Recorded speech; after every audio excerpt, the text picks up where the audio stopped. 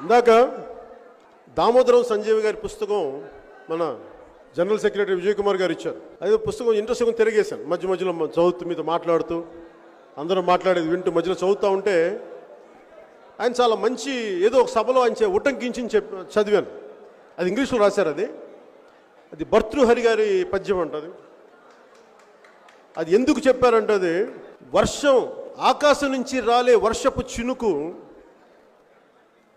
ఆకాశం నుంచి రాలే వర్షపు చినుకు ఒక వేడి పెనం మీద పడితే మాడిపోద్ది, ఆవిరైపోద్ది. ఆకాశం నుంచి రాలే చినుకు ఒక తామరాకు మీద పడితే అది ఒక ముత్యంలాగా మెరుస్తుంది. ఆకాశం నుంచి రాలే చినుకు ఒక ఆల్చిప్పలో పడితే అది ముత్యం అవుతుంది.